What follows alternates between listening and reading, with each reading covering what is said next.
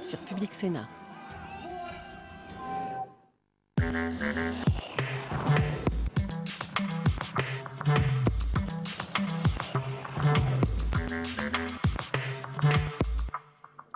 Bonjour à tous, merci de nous rejoindre en direct sur Public Sénat pour la séance des questions d'actualité au gouvernement. Séance qui va démarrer dans l'hémicycle du Sénat dans une quinzaine de minutes avec parmi les thèmes abordés cet après-midi la gouvernance économique européenne, la conférence sociale souhaitée par le gouvernement, l'enseignement en anglais à l'université alors que l'amendement a été adopté par l'Assemblée nationale tout à l'heure en fin de matinée. Également une question sur le crédit d'impôt pour la compétitivité et l'emploi ou encore sur la situation en Syrie. Donc des thèmes très divers abordés par les sénateurs lors des questions d'actualité cet après-midi.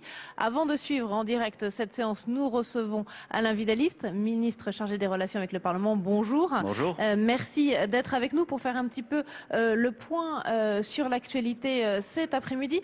Tout d'abord, cette information qui vient de nous parvenir, Brigitte Barjot qui se dit pas tout à fait certaine d'aller manifester dimanche contre le texte mariage pour tous qui a donc été promulgué parce qu'elle se dit menacée et donc sa sécurité ne serait pas assurée lors de la manifestation de dimanche. Bah, écoutez, je pense que c'est révélateur d'un climat parmi les organisateurs. Cette affaire est aujourd'hui derrière nous. Climat parmi les organisateurs, c'est pas elle qui serait menacée par d'autres groupuscules? Ah mais ça, je n'en sais rien. Enfin, peut-être que vous le savez. Moi, je ne sais pas. Je ne vais pas porter d'appréciation, naturellement. Mais je pense qu'il y a des vraies interrogations, on le voit bien, et qui sont nourries par le fait que des groupes d'extrême droite ont été très présents dans les précédentes manifestations, qu'ils le seront encore, et que, naturellement, ceux qui y participent peuvent s'interroger sur les conditions du déroulement de cette manifestation. Que pensez-vous de la présence d'élus, notamment de députés UMP ou de sénateurs UMP dans cette manifestation alors que la loi a été promulguée? Bah, vous savez, d'abord ils ont le droit de manifester, c'est un droit fondamental.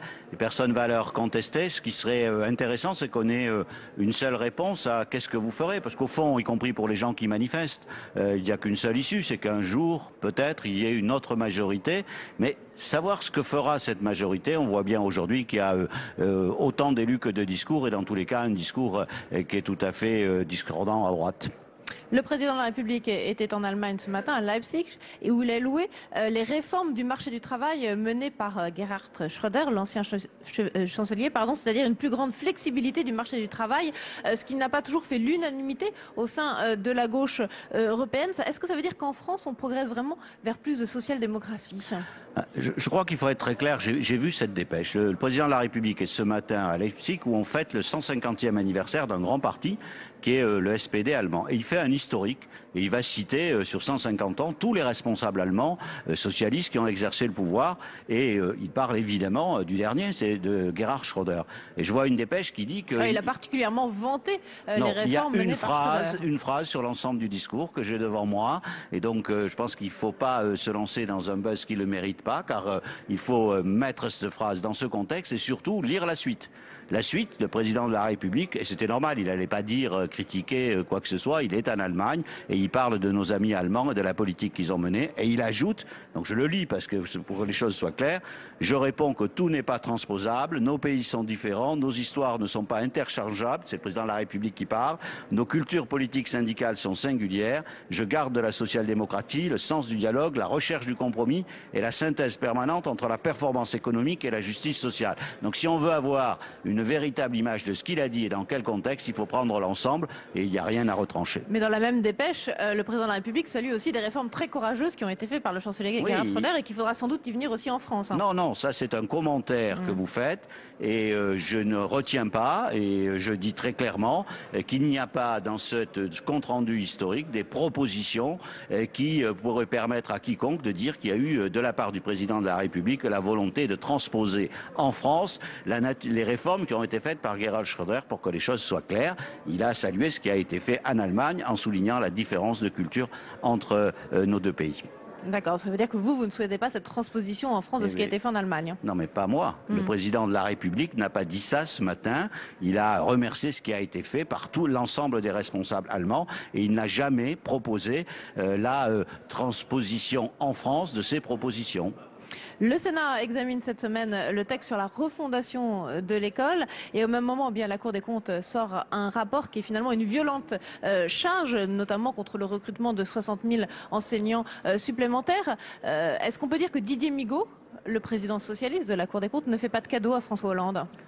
Je pense qu'un rapport de la Cour des comptes, c'est d'abord un rapport fait par des gens dont la responsabilité est d'être des comptables, pas de définir une politique. Et c'est un travail de comptable sur les 10 dernières années et il est extrêmement critique. Je vous signale que ces 10 dernières années, c'est pas nous qui étions en situation de responsabilité. Et donc, ceux qui pensent trouver une critique contre notre politique devraient être un peu plus attentifs au contenu de ce rapport. Mais ce rapport est critique notamment sur le recrutement décidé par François Hollande pendant la campagne présidentielle de 60 000 enseignants supplémentaires. Ce rapport, d'abord, n'est pas juste sur le plan des créations ou des disparitions d'emplois, puisqu'il dit que les effectifs ont été stables. Il y a une erreur, nous la contestons, c'est qu'il prend en compte le montant des pensions sur le volume financier global, mais ça ne fait pas des postes, ça fait des pensionnaires. Il y a bien eu 80 000 postes qui ont été supprimés par l'ancienne majorité. Et les postes que nous créons, ils servent à quoi? À deux choses, principalement.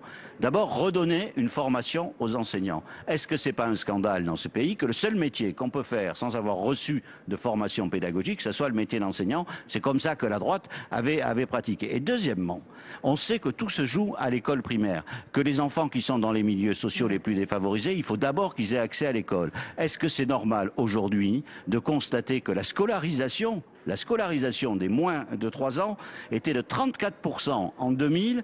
En 2012, on est passé à 11%. C'est peut-être pas le problème de la Cour des comptes, c'est le problème d'une politique éducative menée par un gouvernement de gauche. Vous pensez que la réussite scolaire se joue avec la scolarisation à 3 ans? Nous pensons, évidemment, il y a un débat, il y a certains qui pensent que non. Je pense que, et tout le monde le sait aujourd'hui, c'est pour ça qu'on a mis l'accent et sur l'école primaire et éventuellement sur une scolarisation plus jeune, parce que c'est le moment, notamment pour les enfants qui n'ont pas un entourage familial, qui ont un entourage social difficile, d'avoir avec l'éducation cette deuxième chance finalement, et même très jeune. Le rapport de la Cour des comptes prône aussi une révolution pour augmenter les chances de réussite scolaire. Le projet de loi, pour l'instant, qui est examiné cette semaine par le Sénat, ne va pas vraiment dans le sens d'une révolution au niveau de la scolarité. C'est pas la révolution au niveau de la scolarité, mais l'ambition qui a été donnée par Vincent Peillon et qui repart pour partie reprise dans le rapport de la Cour des comptes sur la nécessité de revisiter les conditions du métier. Je crois que ça a été dit, annoncé pour la rentrée de septembre par le ministre de l'Éducation nationale. On a l'impression quand même que ça reste très difficile de réformer l'éducation nationale et que la gauche reste traumatisée par l'expérience Claude Allègre. Ah non, la gauche est traumatisée par rien, c'est l'école qui est traumatisée par la droite. C'est ça la vraie situation. C'est qu'aujourd'hui, vous ne pouvez pas avoir une école qui fonctionne quand vous supprimez des postes, 80 000 postes. Enfin, tous les Français ont vécu ça. Le remplacement, je ne l'ai pas cité. Enfin, la réalité des parents aujourd'hui, c'est quoi? C'est d'arriver à l'école un jour où il n'y a pas de remplaçant.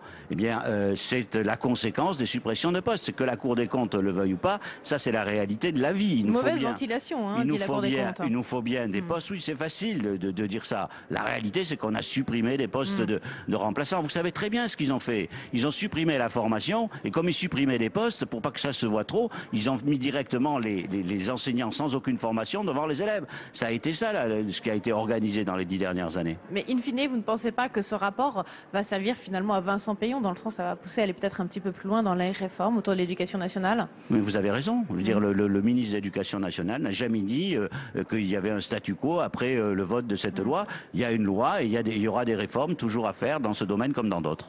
L'Assemblée nationale a adopté ce matin l'amendement au projet de loi de Madame Furaso sur l'enseignement supérieur qui va permettre de donner des cours en anglais dans certaines universités. Est-ce que vous avez compris la polémique qu'il y avait autour de cette disposition? J'ai eu un peu de mal à la comprendre parce que... C'est un combat d'arrière-garde selon vous? Non, c'est pas un combat d'arrière-garde, mais c'est un combat qui, à mon avis, a été un peu surjoué, puisqu'en réalité, ça existe déjà. Ça existait dans la loi Toubon. Il s'agit simplement, au fond, de permettre à l'université de faire ce qui se fait déjà souvent dans les grandes écoles, avec cette idée d'accueillir ici en France des étudiants qui sont pas forcément francophones au départ, mais ça ne remet rien en cause. Je le le dirai cet après-midi, puisque je vais répondre à une question à la place de Geneviève Fioraso, qui est à l'Assemblée nationale. Les examens se feront en français et franchement, il n'y a aucune remise en cause du fondement de la langue française. Moi, certains disent on ouvre 1% des cours et puis c'est donc la porte ouverte après à des dérives vers un enseignement de plus en plus anglophone.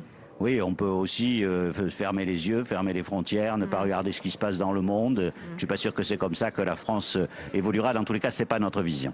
Alain Vidalies, en tant que ministre chargé des relations avec le Parlement, vous devez gérer un calendrier parlementaire surchargé.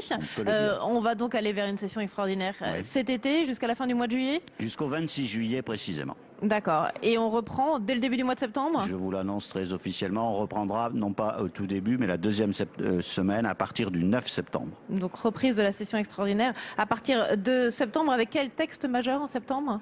Aujourd'hui, c'est pas définitivement arbitré, mais probablement ce qu'on appelle la loi sur le logement, dite Duflot 2, la loi sur l'économie sociale et solidaire, la loi sur le droit des femmes. Voilà les principaux textes qui seront examinés au moins à la rentrée. Une inconnue subsiste, c'est la tenue d'un congrès ou non au mois de juillet autour de la réforme du Conseil supérieur de la magistrature. Est-ce que vous allez organiser ce congrès sur ce texte? Nous allons déjà organiser à l'Assemblée nationale, au Sénat, le vote. Ensuite, la question, c'est est-ce qu'il y aura une majorité des 3/5? Vous en êtes où, vous pensez? La question est toujours la même. Il faut qu'il y ait une trentaine de voix venant de l'opposition d'aujourd'hui qui votent cette réforme qui est destinée à garantir l'indépendance de la magistrature.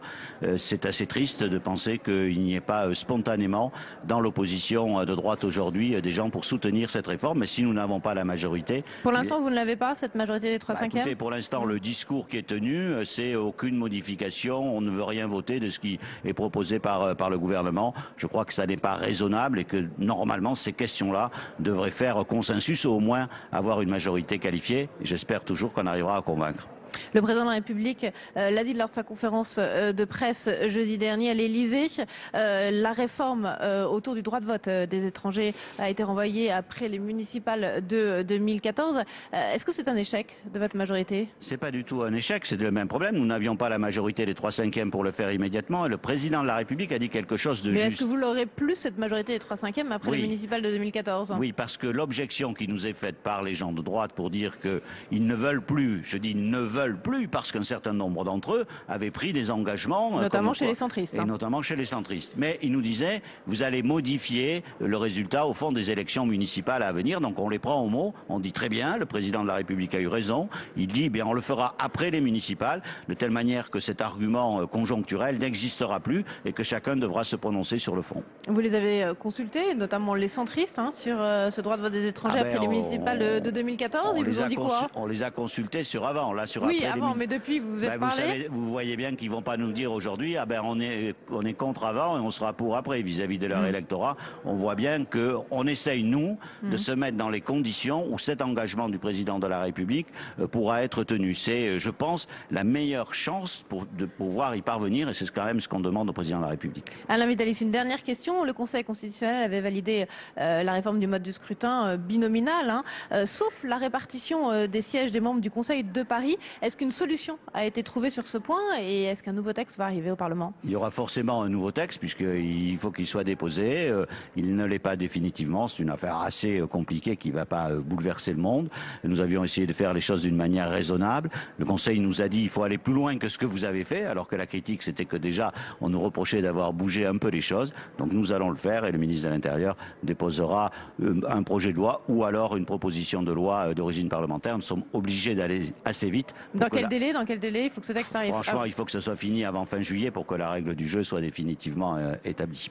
Très bien. Écoutez, merci beaucoup Alain Vidalies d'être venu sur notre plateau aujourd'hui en direct. Les questions d'actualité au gouvernement vont démarrer d'ici une minute ou deux. Je crois qu'on attend encore dans le cabinet de départ le président du Sénat, Jean-Pierre Bel, qui va présider cette séance avec, je l'ai dit, des thèmes très très variés qui vont être abordés cet après-midi. On va commencer par une question sur la gouvernance économique européenne, une question du radical Jean-Claude Requier. et c'est Thierry Repentin, le ministre chargé des Affaires européennes, qui lui répondra.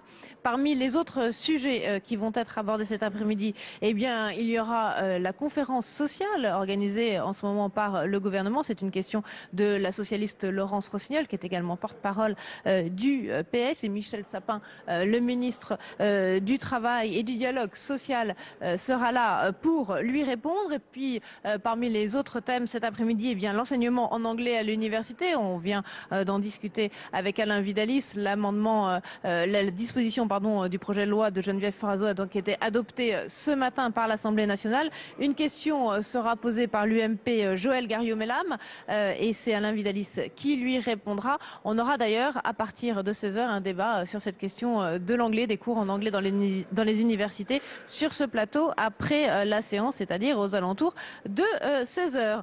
Parmi les autres questions cet après-midi, eh bien, une question de Pierre Bernard Raymond sur la situation en Syrie. C'est Laurent Fabius, le ministre des Affaires étrangères, qui sera là pour lui répondre. Et puis d'autres questions économiques sur Sanofi et l'industrie pharmaceutique. Arnaud Montebourg répondra. Le crédit d'impôt pour la compétitivité et l'emploi. Et là, c'est Bernard Cazeneuve, le ministre du Budget, qui répondra. Donc vous le voyez, des thèmes très variés. J'allais oublier la réforme de la décentralisation, qui est évidemment un thème qui intéresse très particulièrement ici les sénateurs. Voilà, le président du Sénat, Jean-Pierre Bel, va rentrer dans l'hémicycle. Il va s'installer pour présider la séance. Nous allons recevoir ces images dans quelques instants et vous allez donc pouvoir suivre ces questions d'actualité en direct sur notre antenne. Je vous rappelle que je vous retrouve ici en direct à partir de 16h après la séance avec nos invités, le ministre de l'Éducation Vincent Payon, mais également des sénateurs sur ces différents points d'actualité pour en débattre ensemble. À tout à l'heure. Mes chers collègues, il m'est tout d'abord agréable de saluer la présence dans notre tribune de nombreux apprentis qui participent aujourd'hui au Sénat, aux 13e rencontres sénatoriales de l'apprentissage.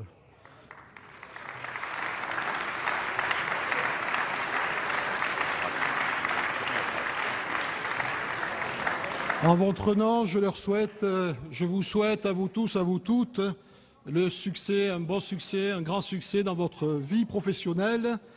Je rappelle l'ordre du jour, les questions d'actualité au gouvernement.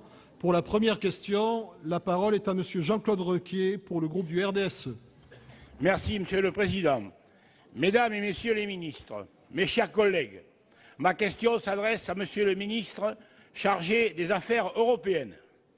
Monsieur le ministre, la semaine dernière, à l'occasion de sa conférence de presse, le président de la République a parlé d'Europe et il a annoncé le lancement d'une initiative européenne en 4 points. Le premier de ces 4 points, je le cite, c'est d'instaurer avec les pays de la zone euro un gouvernement économique qui se réunirait tous les mois autour d'un président nommé pour une durée longue et qui serait affecté à cette seule tâche. Les radicaux de gauche et les membres du RDSE, qui ont eu l'honneur de compter dans leur rang Maurice Faure, signataire du traité de Rome, soutiennent pleinement cette initiative européenne du président de la République. Nous l'approuvons, d'autant plus que nous l'appelons de nos vœux depuis plusieurs années. Il ne fait maintenant plus aucun doute que la réponse à la crise économique et financière que nous traversons ne passera ni par un énième accord financier provisoire, ni par des plans d'austérité nationaux, mais bien par une solidarité institutionnelle, par un encadrement communautaire des budgets nationaux et par des politiques de relance cohérentes menées au niveau européen. Nous avons fait l'euro et c'est une réussite. Mais nous n'avons pas su nous doter de la politique économique commune qui en était le corollaire indispensable. Nous avons laissé se développer une politique monétaire gérée par la Banque centrale européenne et 27 politiques budgétaires où chacun des États a voulu profiter de la stabilité de l'euro pour s'exonérer de la nécessité de contrôler ses dépenses. Cette dispersion du pouvoir économique est donc le péché originel de la zone euro. Elle est la principale faille dans laquelle se sont engouffrés les spéculateurs. Oui, il nous faut parvenir au plus vite à une véritable politique économique commune. C'est la condition sine qua non pour ne plus subir la pression des marchés financiers et les conséquences de la crise économique actuelle. C'est désormais un préalable pour aller vers une union politique. Pour nous, membres du RDSE, cela suppose de créer des mécanismes de coordination avec la BCE et surtout de remettre en cause son indépendance qui est aujourd'hui totale. Aussi, faut-il comprendre les propos du président de la République comme une volonté de contrebalancer le pouvoir de la BCE ou encore celui de la Commission? Nous l'espérons. Monsieur le ministre, pouvez-vous nous en dire davantage sur cette initiative forte prise par le président de la République? Quel rôle institutionnel la France souhaite conférer exactement à ce gouvernement économique européen? Merci. Et comment allez-vous convaincre nos partenaires les plus réticents? Merci. La parole à Monsieur Thierry Repentin, ministre chargé des Affaires européennes.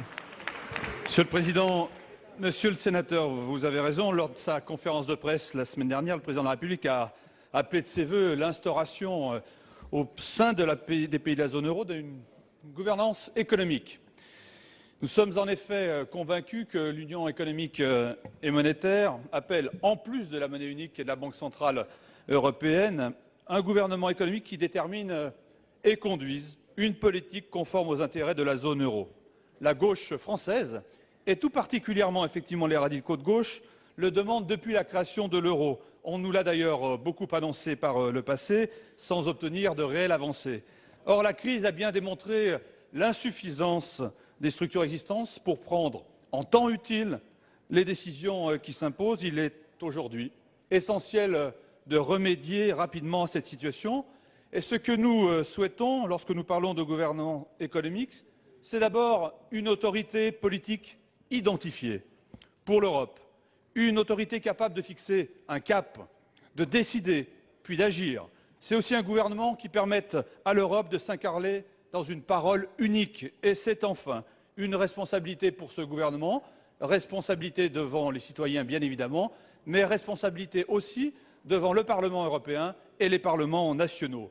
Pour construire ce gouvernement économique, nous devons réunir plus souvent le sommet de la zone euro pour délibérer sur la politique économique, bien sûr, qui doit être définie en impliquant l'ensemble des institutions concernées, y compris la BCE, mais aussi délibérer sur les questions de fiscalité et les questions sociales qui, pour nous, sont essentielles. Nous devons aussi renforcer l'Eurogroupe en le dotant d'une présidence à temps plein et nous devons mieux articuler ces institutions dans une architecture cohérente et plus solide. Ce gouvernement de la zone euro doit être aussi doté d'une capacité budgétaire disposant de ressources distinctes, en plus du budget de l'Union, pour financer des actions en faveur de la croissance. Telle est la volonté du Président de la République, tels sont nos objectifs. Je veux d'ailleurs préciser que ces avancées peuvent être engagées immédiatement dans le cadre actuel des traités de fonctionnement de l'Union européenne et les 2 années qui viennent permettront de prendre les décisions nécessaires et urgentes dans cette perspective. Je sais compter sur votre soutien dans ce dessein. Merci, Monsieur André Reichardt pour le groupe Union pour un mouvement populaire. Merci, Monsieur le Président, Mesdames, Messieurs les ministres, mes chers collègues. Ma question s'adresse à Manuel Valls, ministre de l'Intérieur. Monsieur le ministre, il y a quelques jours à peine, dans le cadre des questions cribles sur le terrorisme, je vous interrogeais sur les mesures à prendre pour tenter de contrôler les flux Internet et les réseaux sociaux. À Strasbourg, nous venons d'être rattrapés par cette dangereuse réalité. Les lycées sont en effet l'objet d'une menace proférée depuis un cybercafé de la Cité.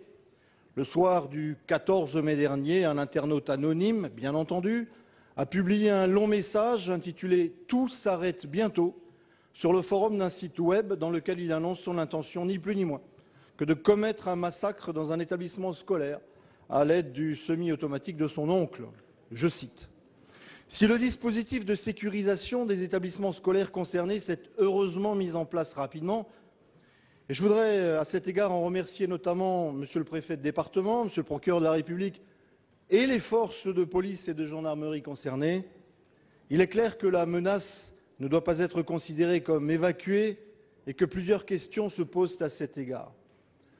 En premier lieu, même s'il ne faut surtout pas surenchérir dans de telles circonstances, il est indispensable de rassurer la population alsacienne et tout particulièrement les parents et les élèves des établissements scolaires concernés quant à une sortie prochaine de cette situation de crise. À ce jour, 2 pistes ont d'ores et déjà été exploitées par les enquêteurs, mais les personnes interpellées ont été mises hors de cause. Sans mettre en difficulté la nécessaire confidentialité de l'enquête, pouvez-vous nous donner, Monsieur le ministre, quelques informations à cet égard? Ensuite, plus de 500 policiers et gendarmes sont mobilisés au quotidien pour sécuriser les quelques 50 établissements de Strasbourg menacés. Je ne parle même pas du Bas-Rhin. Ce sont bien entendu autant d'effectifs qui manquent sur d'autres champs auxquels ces forces sont normalement affectées. Comment ces absences sont-elles compensées? Enfin, les cybercafés comme les cartes téléphoniques prépayées constituent une zone de totale liberté et de non-droit qui permet dès lors tous les abus, dont celui-ci n'a-t-il pas lieu, Monsieur le ministre, de renforcer les outils de veille électronique, notamment dans ces cybercafés, voire d'instaurer une obligation d'identification des usagers de ces lieux et outils? Et pour être encore plus efficace dans le contrôle des flux Internet, ne faut-il pas doter nos services de police judiciaire et de renseignement des moyens humains supplémentaires particulièrement formés et aguerris au contrôle des nouveaux moyens de communication? Telles sont, Monsieur le ministre, les questions que m'inspire cet événement survenu dans mon département et auquel je vous remercie de bien vouloir répondre. Très bien. La parole est à Monsieur Manuel Valls, ministre de l'Intérieur. Monsieur le Président, Mesdames et Messieurs les sénateurs, Monsieur le sénateur Richard, nous reprenons en effet une discussion que nous avons eue et à l'occasion de la loi antiterroriste et encore, vous venez de l'évoquer jeudi dernier lors des questions cribles sur le terrorisme. D'une manière générale, nous devons être mobilisés parce que la menace est là, en France, en Europe et dans le monde, et les derniers événements de ces dernières heures en font la démonstration. Et après le Président de la République et le Premier ministre, je veux assurer la solidarité du gouvernement à l'égard de nos amis britanniques qui ont subi cette attaque particulièrement terrible, horrifiante, qui pose beaucoup de questions sur la nature de la menace que nous connaissons et la nécessité d'une très grande mobilisation. Je veux à mon tour, Monsieur le sénateur, saluer le travail, l'engagement des forces de l'ordre dans l'affaire que vous évoquez. La menace postée sur un forum de jeu a été repérée rapidement et un dispositif adapté de sécurisation des lycées a été mis en place immédiatement. Il sera maintenu le temps qu'il faudra. Ce sont 450 policiers et gendarmes qui assurent aujourd'hui la protection de ces établissements. L'enquête se poursuit et toutes les pistes sont exploitées. Là encore, l'engagement de la police nationale est total et la coordination, je crois, est de bonne qualité. 3 services sont engagés. La sûreté départementale chargée de l'investigation de proximité, la police judiciaire, bien sûr, et enfin l'Office central chargé de la lutte contre la délinquance liée aux nouvelles technologies. La détection de la menace et la lutte contre les rumeurs qui se répandent sur Internet passent enfin par un travail accru avec les opérateurs et les réseaux sociaux. C'est par exemple ce que nous avons entrepris avec Twitter suite à une recrudescence ces derniers mois de propos antisémites et homophobes. Et en matière de surveillance d'Internet, où nous avons eu ce débat, nous devons concilier les impératifs de sécurité et les grandes libertés constitutionnelles. C'est une tâche difficile, mais les services ne manquent pas d'outils techniques ou de personnel spécialisé qui savent identifier les cyberdélinquants. Ce sera le cas évidemment pour la Direction centrale du renseignement intérieur, et qui aura des moyens supplémentaires, notamment en matière de recrutement. Toutes les technologies doivent être exploitées. Dans le cas de Strasbourg, nous pouvons par exemple nous appuyer sur les images de la vidéosurveillance du cybercafé. En tout cas, Monsieur le sénateur, les menaces de Strasbourg doivent être prises au sérieux. Leur auteur doit être identifié et qu'il s'agisse ou non d'un canular, il doit être sanctionné. C'est ce que nous faisons. Nous nous attelons évidemment à cet objectif, sans céder à la panique, mais avec beaucoup de détermination. Merci. La parole est à notre collègue Jean Arthuis pour le groupe UDI-UC. Ma question s'adresse à Madame le garde des Sceaux. Madame la garde des Sceaux, je souhaite attirer votre attention sur une dérive qui met en péril l'exercice par les départements de leur mission de protection de l'enfance. En effet, nous assistons insensiblement à un transfert des responsabilités de l'État vers les conseils généraux à propos de l'accueil des mineurs délinquants. Les moyens de la protection judiciaire de la jeunesse, en dépit de l'accroissement des crédits, ne permettent plus de faire face aux besoins. Dès lors, au nom de la graduation de la réponse pénale, les magistrats sont conduits à confier de plus en plus fréquemment des mineurs délinquants relevant normalement de l'ordonnance de 1945 au service de l'aide sociale à l'enfance, c'est-à-dire au département. La situation en Mayenne met en évidence un dysfonctionnement préoccupant. Le foyer d'hébergement de la PJJ a été fermé, la direction départementale a disparu au profit d'un regroupement couvrant 3 départements. Il en résulte que les magistrats confient les jeunes à la PJJ en fonction des places disponibles dans ses propres foyers. En Mayenne, près d'un tiers des entrées en maison d'accueil d'urgence entre janvier et avril 2013 concernent des jeunes faisant l'objet de poursuites judiciaires. Durant la même période, et corrélativement, les agressions envers les éducateurs se sont multipliées, ainsi que les saisies de couteaux, de pistolets à grenaille et autres coups de poing américains. C'est dire si le profil de ces jeunes a changé. Dans les maisons d'accueil d'urgence, la présence des mineurs délinquants met en danger les autres enfants. Nous sommes ainsi bien loin de la protection des jeunes victimes de leur environnement familial et social. Les éducateurs eux-mêmes sont en danger. Dans une affaire récente, un jeune confié à l'aide sociale à l'enfance s'est livré à une succession d'actes délictueux conclus par le vol et l'incendie d'un véhicule de service, interpellé par les gendarmes quelques jours plus tard et présenté en comparution immédiate au pénal, accompagné d'un éducateur de la PJJ. Il fait l'objet d'une mesure de liberté surveillée préjudicielle, sans jugement, dans le cadre de l'ordonnance de 1945. Le jeune reste donc sous l'assistance éducative et la responsabilité du Conseil général. Motif ? Le manque de place dans les foyers d'hébergement de la protection judiciaire de la jeunesse. J'aimerais connaître, Madame la Ministre, les mesures que vous entendez prendre pour mettre un terme à cette dérive. Je voudrais vous convaincre que l'aide sociale à l'enfance n'est pas la soupape d'ajustement de la protection judiciaire de la jeunesse. Merci, monsieur. La prochaine fois, je vous interrogerai sur le placement des mineurs étrangers isolés. Merci, Madame. Merci, monsieur le sénateur. La parole est à Madame Christiane Taubira, garde des Sceaux, ministre de la Justice. Monsieur le Président, Mesdames les sénatrices, Messieurs les sénateurs, Monsieur le ministre Jean Arthuis, l'aide sociale à l'enfance n'est absolument pas la soupape d'ajustement de la protection judiciaire de la jeunesse. La situation que vous évoquez, encore qu'il faille vérifier les chiffres que vous donnez, parce qu'il y a des divergences d'appréciation entre ce que vous dites et ce que la protection judiciaire de la jeunesse recense. Il n'empêche que c'est une situation qui est juridiquement possible, puisque l'article 10 de l'ordonnance de 1945 autorise effectivement le juge à placer dans les hébergements de l'aide sociale à l'enfance des jeunes qui ont été pris en charge dans le cadre pénal. C'est l'article 10 de l'ordonnance de 1945, mais ce sont des situations absolument exceptionnelles, je les ai vérifiées. Les cas que vous évoquez, donc, méritent d'être regardés de plus près. Je vous propose un travail de convergence avec la protection judiciaire de la jeunesse. Mais je vais vous rappeler, puisque vous évoquez effectivement la fermeture de directions départementales, effectivement, la protection judiciaire de la jeunesse, entre 2008 et 2012, a perdu près de 600 emplois, c'est-à-dire environ 8% de ses effectifs.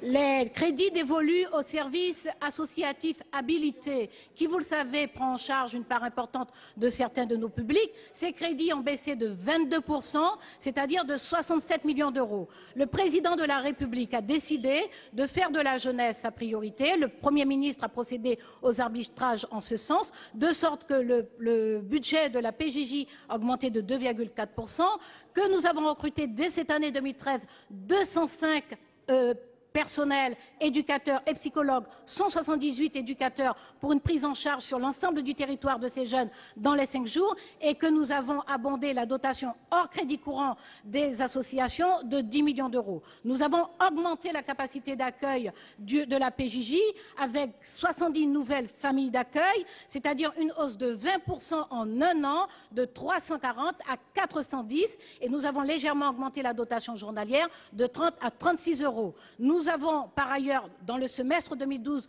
ouvert 3 centres éducatifs fermés. Nous en ouvrons 4 en 2013 et nous cessons la fermeture des établissements éducatifs. Il y en avait 18 dont la fermeture était programmée pour le 2012. Nous avons maintenu ces établissements. En plus, nous travaillons sur la gouvernance de la protection de la jeunesse. Nous le faisons en interministériel, nous le faisons avec les départements. Je vous propose de travailler de façon plus coordonnée. En tout cas, la chancellerie vous est ouverte. Vous y serez le bienvenu. Je vous informe simplement que j'ai déjà reçu M. Claudie Le Breton, le président de l'Association des départements de France. Nous continuerons à travailler en ce sens.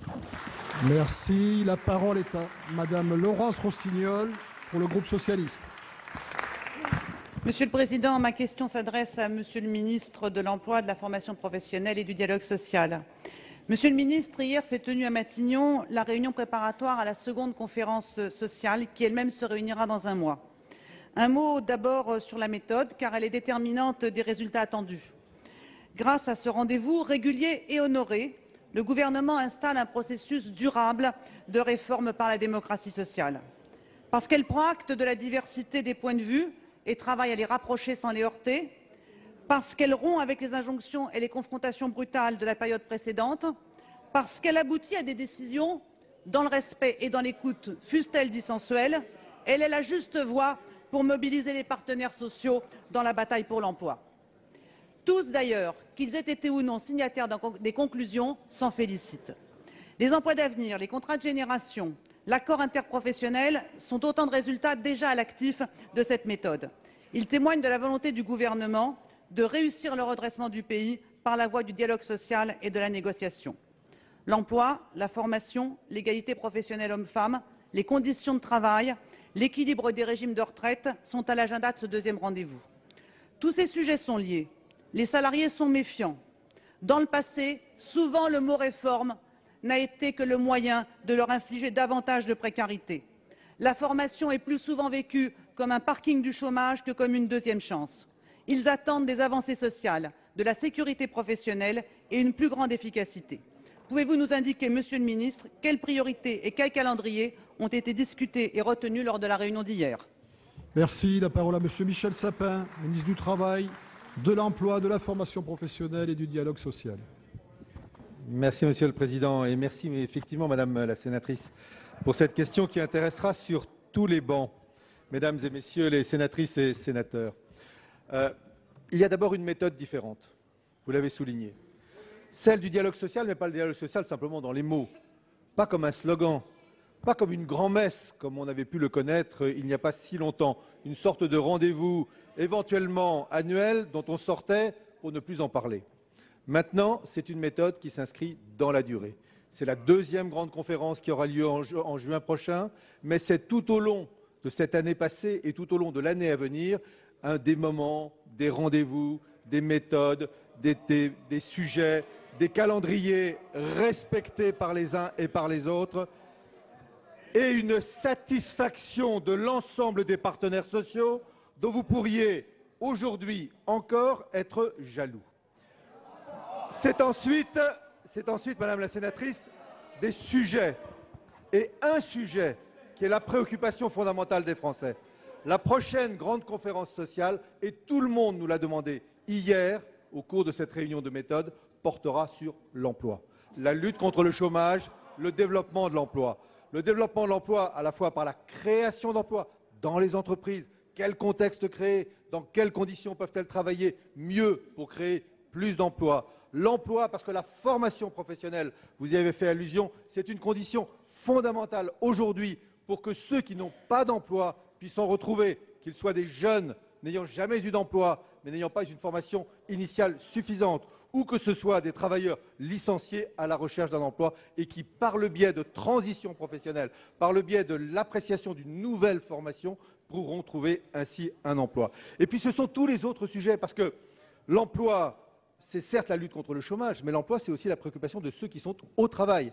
Vous savez, il y a 5 millions de personnes, 1 million de plus au cours des dernières années, qui sont en situation de mal-emploi, de pas suffisamment de temps de travail. Mais il y a 25 millions de Françaises et de Français qui sont au travail et qui veulent un meilleur travail, de meilleure qualité, de meilleures conditions de travail, une meilleure santé au travail, une lutte contre la pénibilité au travail, pas simplement comme un élément de la réforme des retraites, indispensable en termes de justice, mais de pénibilité chaque jour au travail. C'est aussi ça, un des sujets qui sera abordé au cours de cette grande conférence. Et puis il y a les aspects européens, puisque des initiatives sont prises au niveau européen comme au niveau franco-allemand pour apporter des solutions européennes. Oui, l'Europe peut être aussi une solution, apporter des propositions pour lutter contre le chômage des jeunes. Je pense qu'il y a de quoi, mesdames, messieurs les sénatrices et sénateurs, de quoi rassembler l'ensemble de cet hémicycle. Merci.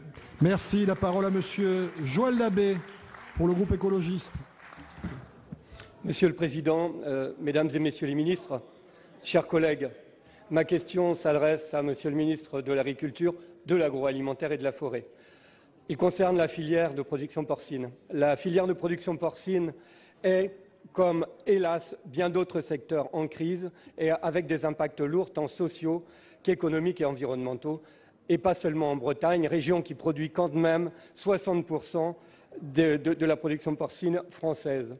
Par ailleurs, en 10 ans, le nombre d'exploitations porcines a diminué de 23%, passant de 7 000 à 5 699 pour être précis.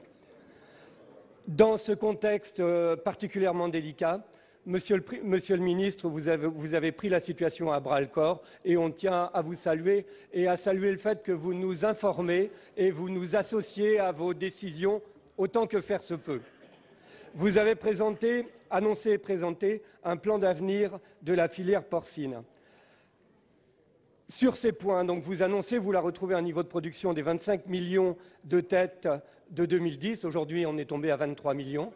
Il y a un petit différentiel du fait que les unités sont plus fortes en poids, mais malgré tout, il y a nécessité à prendre les affaires en main. Consolider les secteurs abattage, découpe et transformation, évidemment, et en travaillant sur la valeur ajoutée. Mieux encadrer les relations commerciales dans les filières agricoles et agroalimentaires, c'est une nécessité. Et aussi mieux vendre avec la marque française. Il y a un véritable marché national à reconquérir. En termes de production, la nécessaire modernisation des outils, en facilitant l'installation et la modernisation des bâtiments. Vous proposez d'alléger les procédures administratives. Cette question pose débat, donc il s'agit de s'aligner sur l'Europe, effectivement, mais n'oublions quand même pas qu'il ne faudrait pas que ce soit un assouplissement des normes. N'oublions pas que nous sommes sous le coup de risques de pénalité européenne pour un non-respect de la directive nitrate. Et enfin, la méthanisation, si elle peut être une réponse, elle ne doit pas être un prétexte à une nouvelle vague de concentration. Il est nécessaire... Je passe à ma question qui est en 3 parties. Oui. Merci. S'il vous plaît, la question. Oui. Donc, envisagez-vous, Monsieur le ministre, un retour au contrôle des structures, qui évite notamment celui de la course à la concentration des exploitations et qui limite un certain nombre d'exploitations encore viables. Merci. La seconde question... Merci, mais très rapidement, il vous reste 3 secondes. Merci. La question de l'utilisation des terres agricoles pour fournir des maïs à la digestion des digesteurs. Il s'agit de réserver les terres agricoles aux productions agricoles. Merci de vos réponses, Monsieur le ministre. Merci. La parole à Monsieur Stéphane Le Foll, ministre de l'Agriculture. Monsieur le Président, Monsieur le Sénateur, Mesdames, Messieurs, je vais répondre à la question qui était vaste et qui portait sur d'abord une situation extrêmement difficile de la filière porcine française aujourd'hui, qui traverse des difficultés qui sont celles globalement d'élevage, mais avec une spécificité sur cette filière, ça a été évoqué, qui a vu, c'est lié à la concurrence, c'est lié au coût de l'alimentation, le niveau de sa production en France baisser. On est passé en 2010 de 25 millions de têtes, aujourd'hui à moins de 23 millions, 22 millions. Ce qui a des conséquences sur l'outil de transformation et des conséquences sociales majeures. Ce matin, il y a eu une rencontre au ministère avec les salariés de GAD et les difficultés, vous les connaissez, nous les connaissons en particulier en Bretagne. Il faut donc avoir plusieurs stratégies. La première, c'est celle qui consiste à essayer, dans cette filière très difficile, où le dialogue n'est pas à la hauteur de ce qu'on devrait attendre, de mettre des gens autour de la table pour pouvoir discuter d'une revalorisation du prix, en particulier sur la viande porcine française. L'idée d'ailleurs va porter d'ici début juillet à essayer de fixer un cadre avec un cahier des charges pour l'ensemble des viandes de France, pour que les consommateurs puissent savoir que derrière cet étiquetage, il y a des conditions sanitaires, il y a des conditions sociales de la production, il y a une localisation de cette production, il y a des conditions alimentaires qui sont respectées et qui permettent, à partir de là, de valoriser ces viandes de France. Et puis la viande porcine, c'est aussi le débat, et la Bretagne en est depuis très longtemps un élément conflictuel d'ailleurs, sur l'azote qui peut être en excédent et qui conduit à ce qu'on appelle pour la Bretagne les algues vertes, mais à la question de l'azote dans l'eau. Comment résoudre ce problème? Est-ce que c'est simplement une question qui est posée par rapport au nombre de porcheries et au niveau et au nombre de porcs qui sont produits? En partie, mais pas totalement. Il faut qu'on aborde cette question maintenant avec une nouvelle démarche. Et je l'ai proposée avec plusieurs étapes. La première, c'est d'ouvrir la question qui est posée sur la valorisation de cet azote organique, alors qu'on sait que même en Bretagne, alors qu'on est en excédent d'azote organique, on achète et on épand de l'azote minéral. Donc on va engager une démarche qui va consister à se poser une question toute simple, c'est que sur la question de l'azote, on va raisonner sur l'azote total. Si j'ai de l'azote organique en excédent, je n'ai pas besoin d'azote minéral. Ça, c'est le premier changement majeur. Le deuxième, c'est valoriser aussi cet azote au travers de la méthanisation, sans aller vers une croissance ou une concentration, mais en ouvrant la possibilité à plusieurs exploitations de pouvoir s'engager dans cette valorisation de la matière organique. Voilà des réponses aux questions que vous avez posées. Merci, Monsieur le Ministre. Monsieur Christian Favier, pour le groupe CRC. Monsieur le Président, Mesdames et Messieurs les ministres, mes chers collègues, ma question s'adresse à Madame la Ministre de la Réforme de l'État, de la décentralisation et de la fonction publique. Dans une semaine, le Sénat examinera un texte renforçant les métropoles. Loin d'être une loi de décentralisation, il concentre les pouvoirs locaux en poursuivant l'effacement des communes et des départements entamé avec la réforme de 2010. L'entreprise, on le sait, est difficile à faire passer. Diversions, pas moins, ont été élaborées pour finalement aboutir à sa présentation sous la forme de 3 textes à la cohérence incertaine.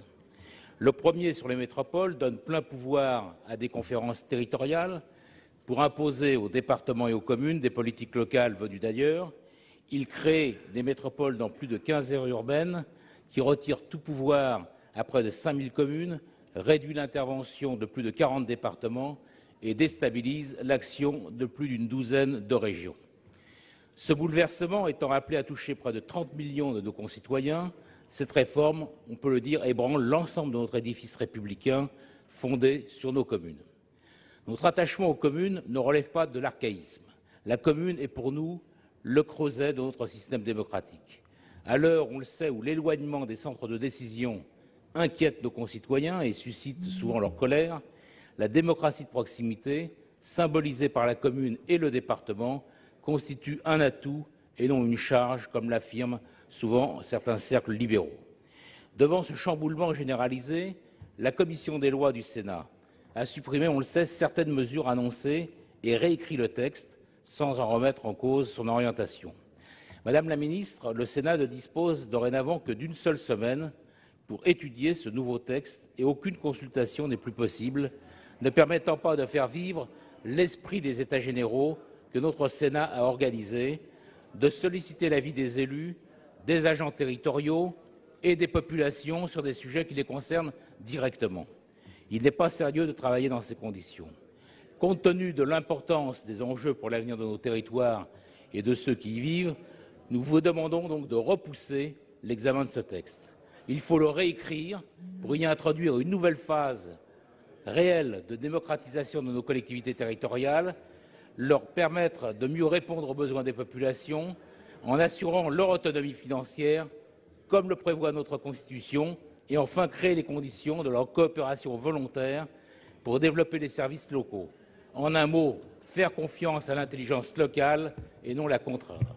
Merci, mon cher Il est de collègue. notre responsabilité, Madame la Ministre, d'assurer un réel débat démocratique dans un climat serein, respectueux de chacun.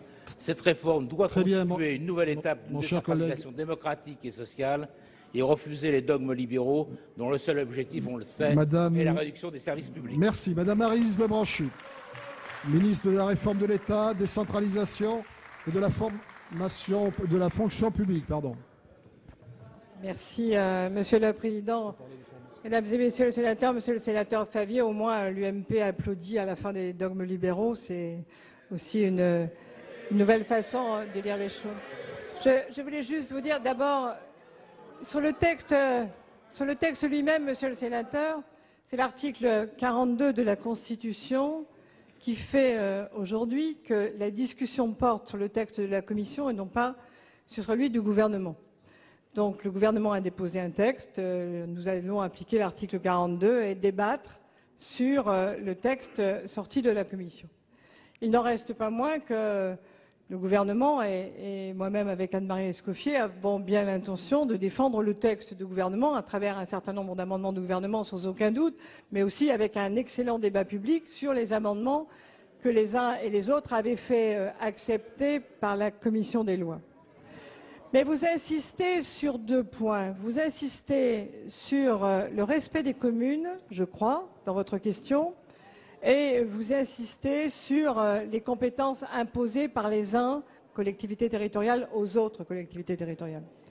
D'abord, nous avons tenu, et nous aurions pu prendre un autre engagement, mais c'était celui du président de la République, avant même qu'il ne soit élu, à garder les communes comme élément majeur et fondateur de la République.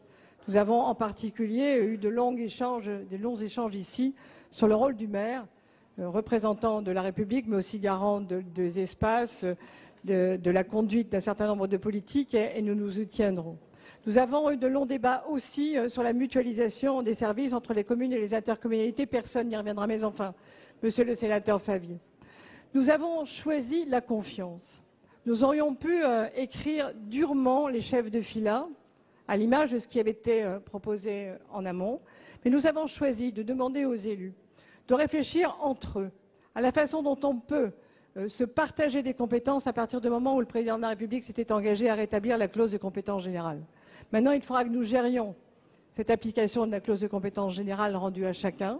Et je pense que ce que nous avons proposé en termes de conférence de l'action publique, c'est justement la confiance aux élus entre eux pour dire qui est à même de faire tel ou tel aspect, par exemple concernant le développement économique, en termes de subsidiarité et de ne pas imposer aux autres ses propres choix. Je pense que tout est assis sur la confiance. Mon seul regret, Monsieur le sénateur Favier, c'est que je n'ai pas l'impression aujourd'hui que les élus se fassent confiance entre eux. Merci. La parole à Madame Joëlle Garriaud-Mellam pour le groupe UMP. Bon, mais alors vous attendez, c'est à moi ou pas? Non, s'il vous plaît, si vous voulez bien poser votre question. Mais, bon, alors. L'Assemblée nationale vient d'adopter tout à l'heure l'article 2 du projet de loi visant réforme de l'université, article visant la multiplication des cursus universitaires en anglais.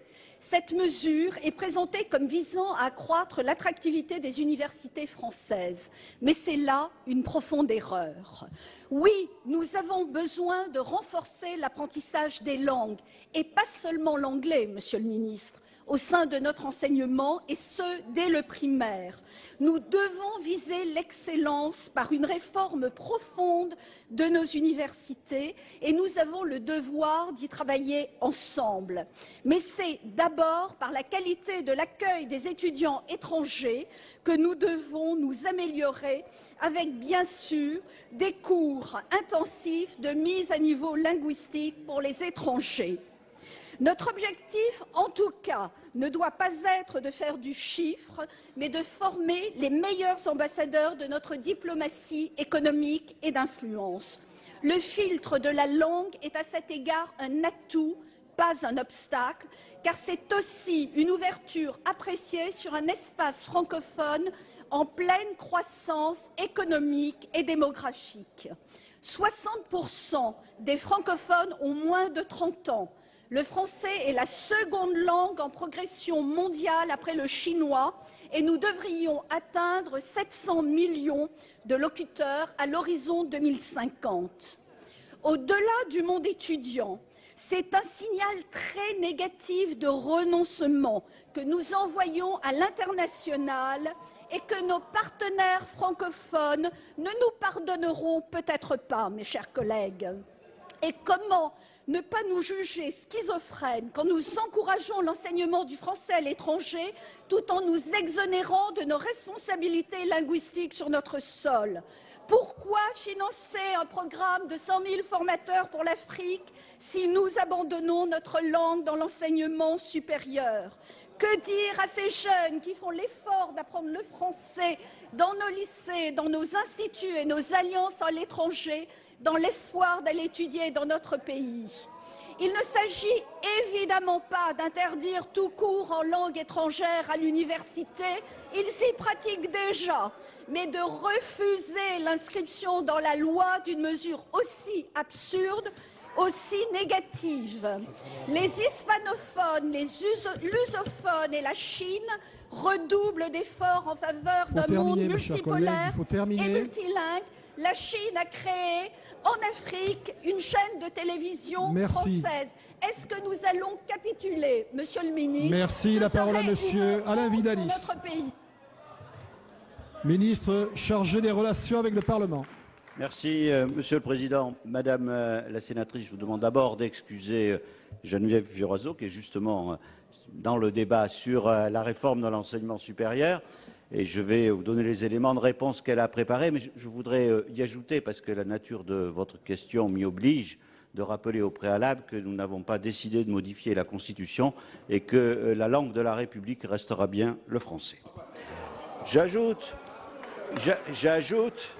que l'article 2 du projet de loi a naturellement engagé un débat, parfois dans des conditions assez outrancières, et chacun s'y reconnaîtra lorsqu'on évoque l'abandon de notre langue après l'adoption de ce texte. Je rappelle que le principe suivant lequel le français est la langue de l'enseignement, des examens et des concours reste et restera la règle. Le projet de loi prolongé précise des dispositions qui existent déjà dans la loi, puisque dans le droit positif, avant même la modification qui vous est proposée, il est prévu une exception en faveur des établissements dispensant un enseignement à caractère international. C'est le résultat de la loi Toubon que votre majorité avait soutenue. L'article 2 est donc très loin d'introduire l'anglais comme langue de droit commun au sein du service public. Il ne prévoit pas que des formations existantes basculeront en anglais. Il n'ouvre aucun droit à suivre un enseignement ou à passer un examen dans une autre langue que le français. 3 raisons ont conduit le gouvernement à retenir cette rédaction pragmatique et encadrée de l'article 2. D'abord, une demande qui émane des établissements d'enseignement supérieur. Elle figurait dans la synthèse du comité des pilotages des assises de l'enseignement supérieur et de la recherche et a d'ailleurs été reprise par Jean-Yves Le Déaut dans son rapport sur la traduction législative des assises. Ce sont les acteurs de l'enseignement eux-mêmes, ceux qui ont directement en charge le recrutement et la formation des étudiants étrangers, qui estiment cette mesure nécessaire. La deuxième raison tient à l'attractivité de notre enseignement supérieur. La qualité de nos universités et de nos écoles constitue le premier critère d'attractivité. Mais à qualité égale, certains étudiants issus de pays émergents font de la langue de l'enseignement un critère de sélection. Et devant ce fait, les établissements doivent pouvoir eux-mêmes déployer la stratégie de leur choix. La troisième raison, c'est la nécessité de préciser et d'encadrer un mouvement qui existe déjà. L'offre de formation aujourd'hui comprend plus de 700 parcours Monsieur le ministre, vous avez terminé. Dispensés dans une langue étrangère. Aujourd'hui, il s'agit de promouvoir l'attractivité de la France et je pense que le débat qui a lieu ce matin à l'Assemblée nationale et qui aura lieu au Sénat montrera que c'est plutôt la voie du progrès et qu'il n'y a aucun danger pour notre langue. Merci. Monsieur Jean-Jacques Mirassou pour le groupe socialiste. Merci, Monsieur le Président. Mesdames, Messieurs les ministres, mes chers collègues, ma question s'adresse à Monsieur Arnaud Montebourg, ministre du Redressement productif. Il y a maintenant presque un an, la direction de Sanofi annonçait dans le cadre d'une restructuration de sa R&D la perspective de fermeture de la plateforme de recherche Toulouse à l'horizon 2015. La mobilisation, tout le monde le sait, des salariés a été forte, immédiate. Elle ne s'est du reste depuis jamais démentie, en prenant au fil des semaines l'allure d'un bras de fer avec une direction qui n'était pas prédestinée à accepter un dialogue social. Dès le départ, avec l'appui des élus concernés, vous vous êtes, Monsieur le ministre, saisi de ce dossier en refusant la fatalité de la disparition d'un site de recherche et ses 612 emplois, qui a fait ses preuves en découvrant des molécules et des médicaments maintenant mondialement connus. Faut-il au passage rappeler que le laboratoire Sanofi enregistre des bénéfices confortables, le mot est faible, et qu'il occupe bon an mal an les premières places au sein du classement du CAC 40. Par la suite, vous avez confié, Monsieur le ministre, à deux personnalités incontestables une mission destinée à retracer l'avenir du site toulousain. Le rapport de cette mission a été rendu public vendredi dernier en préfecture de Haute-Garonne au cours d'une table ronde qui réunissait les représentants des syndicats, la direction de Sanofi et les élus haut-garonnais. Il ressort de cette rencontre, et conformément aux conclusions du rapport, que le site toulousain est considéré comme viable, moyennant une réorganisation qui passe par une nouvelle architecture de la recherche et qui permettrait donc d'identifier et de valider de nouveaux médicaments. Le rapport, par ailleurs, et ce n'est pas la moindre des choses, reconnaît la compétence incontestable du personnel toulousain. Enfin, vous n'avez pas ménagé vos efforts, Monsieur le ministre, pour que ce même rapport soit considéré par le plus grand nombre comme un socle permettant de réenclencher enfin le dialogue entre les salariés et la direction. Ceci est du reste, à notre sens, le passage obligé pour consolider, j'ai failli dire construire, un nouvel avenir pour Sanofi Toulouse, qui mérite par ailleurs d'être fortement impliqué dans la dynamique du futur Oncopole. La question, s'il vous plaît. Ma question, Monsieur le ministre, est très simple. Comment allez-vous continuer à agir pour accompagner et conforter cet avenir et cet espoir?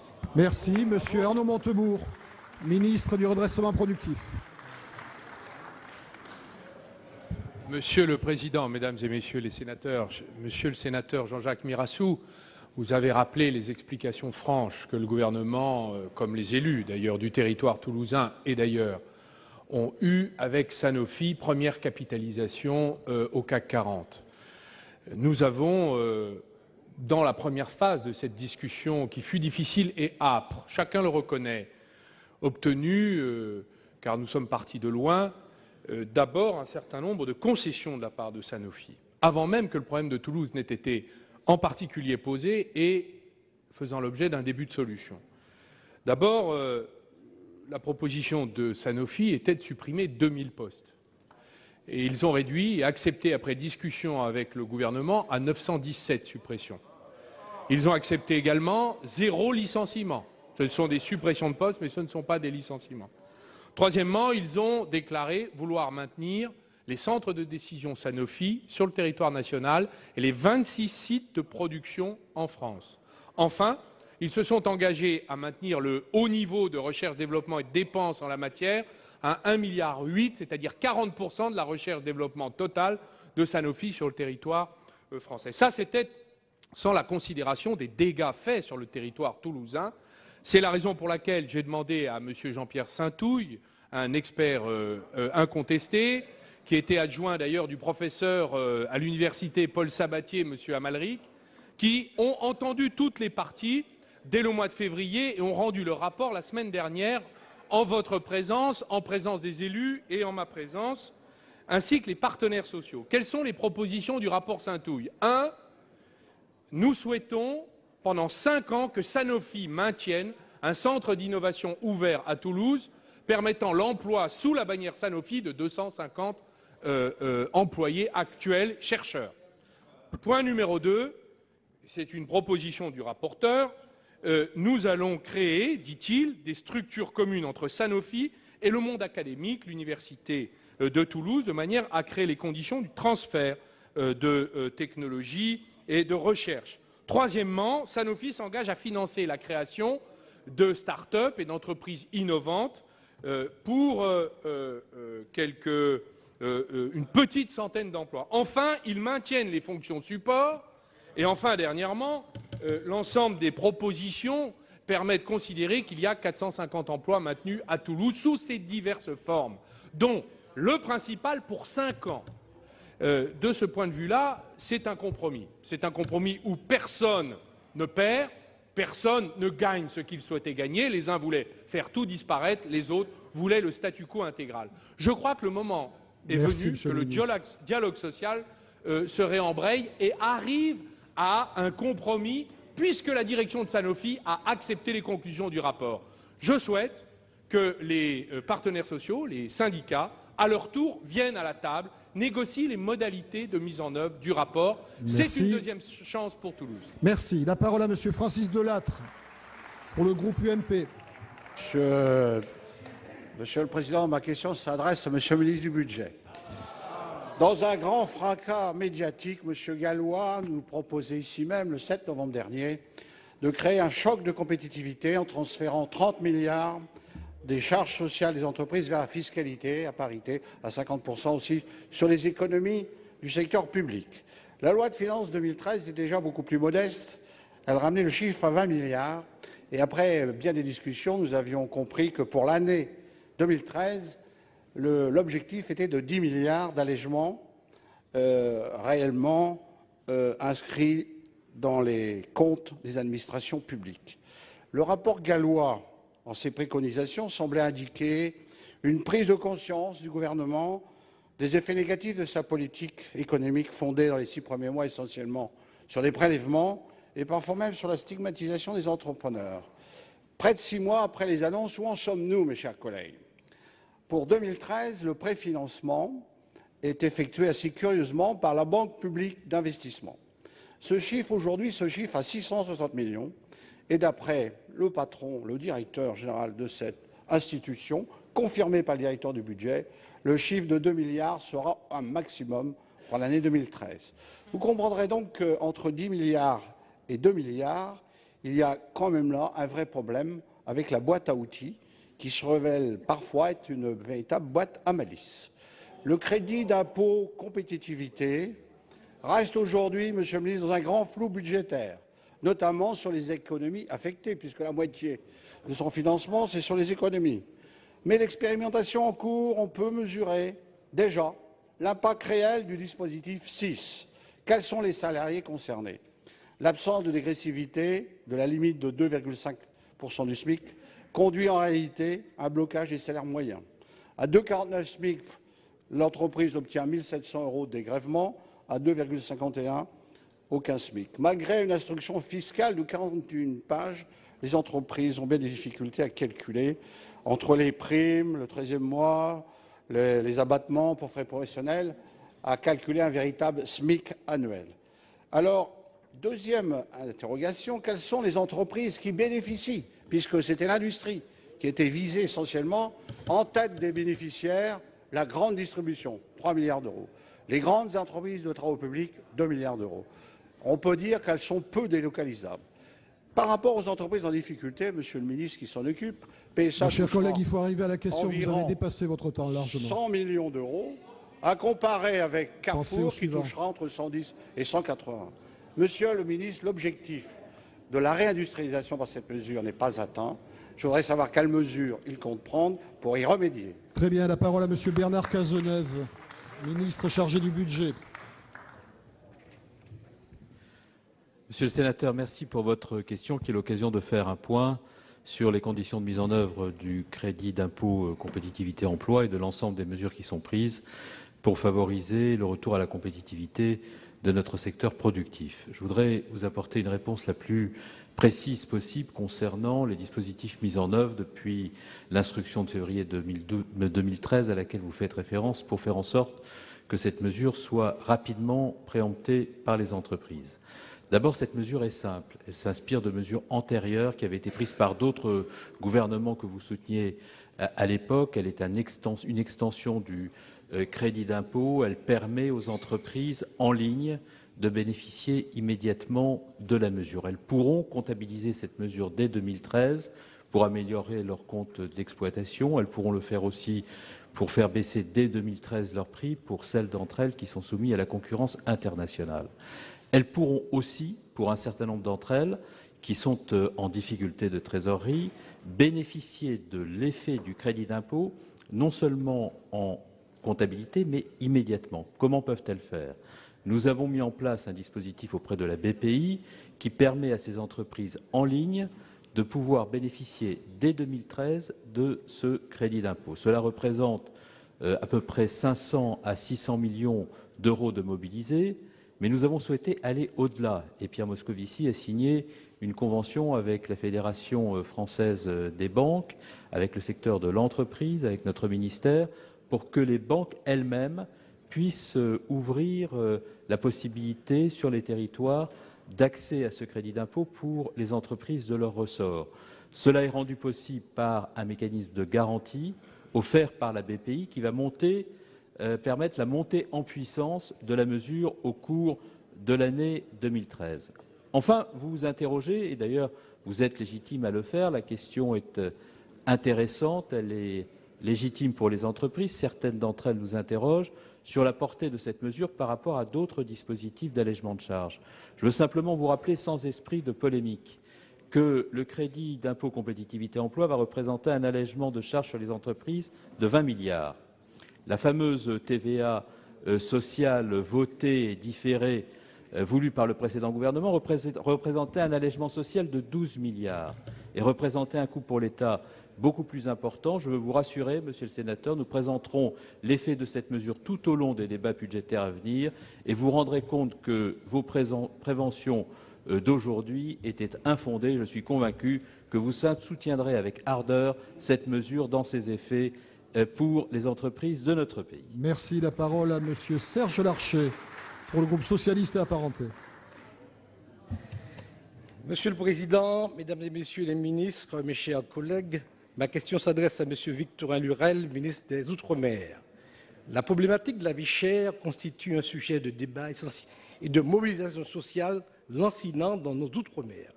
Il ne s'agit pas que d'un ressenti, mais bien d'une réalité statistique. Ainsi, l'INSEE estime que le niveau général des prix dans les départements d'outre-mer est supérieur de 6 à 13% au niveau des prix dans l'Hexagone, cet écart atteignant près même de 40% pour les produits alimentaires.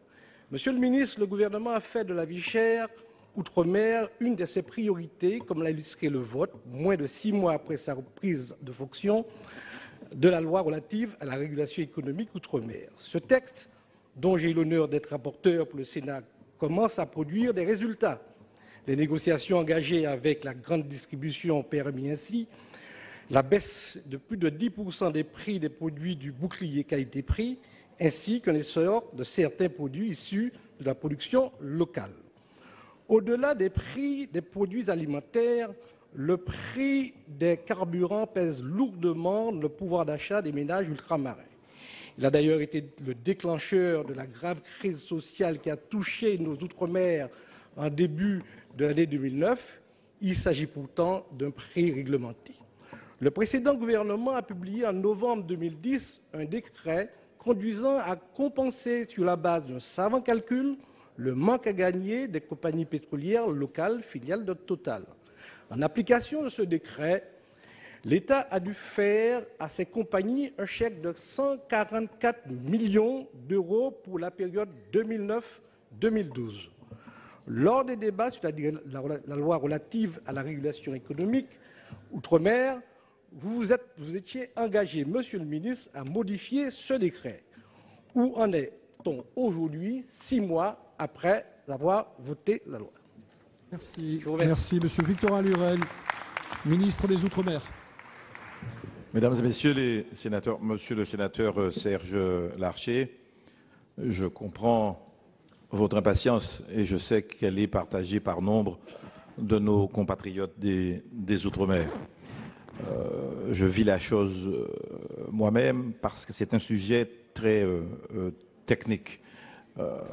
Mais avant de vous répondre sur le fond, relativisons un peu les choses. Nous avons pris ici même une loi portant régulation économique des Outre-mer. 6 mois après, la plupart des décrets et des projets de décrets sont prêts. Je vous demande de comparer ce qui a été fait. Lorsque l'Inspection générale des finances a publié son rapport portant précisément sur les carburants, c'était en mars 2009, on a publié le décret que nous voulons réviser et qui fait l'objet de votre question. On y a mis 21 mois, publié en décembre 2010. Alors, je peux vous assurer aujourd'hui, et devant ici le Sénat, il y a quelques jours, le Premier ministre a arbitré les grandes orientations de la réforme. Alors, on procède aujourd'hui à quelques vérifications techniques pour des précisions de rédaction, si j'ose dire, avant de transmettre le projet de décret aux collectivités qui doivent être nécessairement consultées et avant d'avoir l'avis de l'autorité de la concurrence et bien entendu le Conseil d'État. Sur le fond, les grandes réformes, les grandes orientations qui ont été retenues, c'est d'abord tout faire en transparence, avoir une loyauté dans la formation des prix pour que chaque opérateur s'y retrouve. Les grandes orientations, c'est d'abord les prix d'importation des hydrocarbures qui seront rendus plus transparents en donnant un rôle central au prix de marché, c'est-à-dire aux cotations publiques. Ensuite, les comptes annuels des entreprises régulés seront désormais contrôlés chaque année, ce qui n'était pas le cas aujourd'hui, afin de détecter la constitution de revenus supérieurs aux prévisions et d'apporter les corrections nécessaires. Je vous rappelle, c'est sur des budgets prévisionnels que se font les fixations de prix. Ce n'est jamais contrôlé. Enfin, on va distinguer, c'est important, une marge spécifique accordée aux gérants de stations-service afin de bien identifier ce qui lui revient en propre et ce qui revient aux propriétaires de la station. Nous voulons connaître les marges nettes et non plus, comme aujourd'hui dans les Outre-mer, des marges brutes. Je rappelle que les émeutes, on peut dire ça comme ça, ont commencé en Guyane pour un carburant à 1,77 €, le carburant le plus cher au monde. Et Christiane Taubira peut en témoigner parce qu'elle a vécu ces événements. Enfin, d'autres mesures importantes seront prises, comme la régulation séparée des stocks stratégiques et un retour à un taux de rémunération unique de la raffinerie des Antilles et de la SRPP. Merci enfin, de terminer, Monsieur le ministre. J'ai demandé au préfet d'engager des concertations pour prendre les nouveaux arrêtés de méthode. Le décret sera prêt avant la fin de l'été. Merci. La parole à Monsieur Pierre-Bernard Raymond pour la réunion administrative des sénateurs ne figurant sur aucun groupe. Monsieur le Président, ma question s'adresse à Monsieur le ministre des Affaires étrangères. Monsieur le ministre, le dramatique conflit qui déchire la Syrie, qui a déjà fait tant de morts et créé tant de souffrances, semble avoir évolué récemment dans 3 dimensions. Au plan intérieur, les observateurs parlent de rééquilibrage des forces en faveur du pouvoir en place, ainsi que d'un renforcement des extrémistes au sein des forces de libération. Au plan régional, jamais les répercussions du conflit syrien sur les pays du Proche et Moyen-Orient n'ont été aussi dangereuses pour leur intégrité et pour la stabilité de la région. Au niveau international, sans parler de nouvelles guerres froides, force est de constater que la Russie et la Chine d'un côté, les États-Unis et leurs alliés de l'autre, ont des analyses et des intérêts très divergents à la veille d'une tentative de réunion d'une conférence internationale née de la conviction que ce conflit ne pourra pas se régler par les armes. Monsieur le ministre, face à cette situation en pleine évolution, quelle est aujourd'hui l'analyse de la France? Juge-t-elle opportun de prendre de nouvelles initiatives? Merci. La parole à Monsieur Laurent Fabius, ministre des Affaires étrangères. Mesdames et Messieurs les sénateurs, Monsieur le ministre, merci de votre question qui pose, je crois, très bien les données de ce redoutable problème. J'étais jusqu'à tard dans la nuit en Jordanie où nous discutions d'une part avec les 10 autres pays qui sont au soutien de la coalition et avec la coalition elle-même de ce que nous envisageons de faire.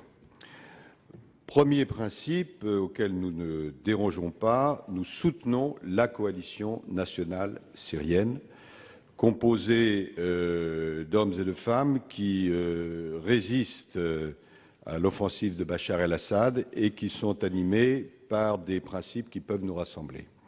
Nous les soutenons depuis très longtemps, nous continuons à la soutenir, ce qui pose aussi le problème, je n'ai pas le temps d'étudier jusqu'au bout, de l'éventuelle levée de l'embargo sur les armes. Il y a eu depuis quelques semaines une évolution sur le terrain, vous avez raison de le souligner, dans la mesure où un certain nombre d'extrémistes, du côté des résistants, ont pris des positions de plus en plus fortes. Mais pour nous, il ne doit pas y avoir de confusion. Et c'est une des raisons pour lesquelles nous avons demandé aux Nations Unies d'inscrire Al-Nosra sur la liste des organisations terroristes. De la même façon, au cours des dernières semaines, le Hezbollah, la branche armée du Hezbollah, c'est-à-dire les Iraniens, le démembrement des Iraniens, est de plus en plus présent, et notamment dans l'attaque d'Al-Qousser. C'est la raison pour laquelle j'ai annoncé hier que la France avait décidé, dans le cadre européen, de proposer, avec d'autres collègues européens, que la branche armée du Hezbollah soit inscrite parmi les organisations terroristes. Deuxièmement, il n'y a de solution politique, vous avez eu raison de le souligner. Nous avons depuis très longtemps demandé qu'il y ait une conférence dite de Genève II. Celle-ci, possiblement, nous le souhaitons, va avoir lieu, mais il y a des conditions à y mettre pour qu'elle puisse être un succès. Ce sont des conditions qui tiennent aux participants, c'est la raison pour laquelle nous avons pris position pour que l'Iran, qui ne souhaite pas une solution dans cette affaire, soit écarté de cette conférence.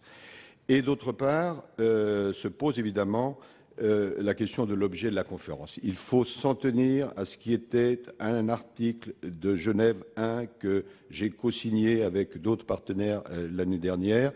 Il faut que l'objet de la conférence consiste à installer un gouvernement de transition qui soit doté des pleins pouvoirs, y compris sur les forces de sécurité, ce qui du même coup fait tomber, si l'on peut dire, la question de M. Bachar el-Assad. Et puis se pose le problème des armes chimiques, sur lequel nous insistons. Il y a des enquêtes, y compris par la France, qui sont en cours. Et dans le communiqué que nous avons fait hier, nous avons dit que s'il était établi qu'il y a eu utilisation des armes chimiques, la réponse serait sévère, ce qui signifie des choses très précises en termes de droit international et en termes de frappe. Voilà, monsieur le sénateur, ce que je peux vous dire. C'est évidemment un drame épouvantable qui a des conséquences humaines terribles et des conséquences sur l'ensemble de la région. La France essaye d'apporter sa pierre à la solution en étant à la fois fidèle à ses principes et pragmatique compte tenu des évolutions sur le terrain. Merci. Mes chers collègues, nous en avons fini avec les questions d'actualité au gouvernement. Je vais suspendre la séance. Elle sera reprise à 16h15 pour la suite du projet de loi d'orientation et de programmation pour la refondation de l'école de la République. Voilà, donc pour cette séance des questions d'actualité au gouvernement que vous avez pu suivre en direct sur notre antenne, on se retrouve tout de suite pour refaire ensemble la séance.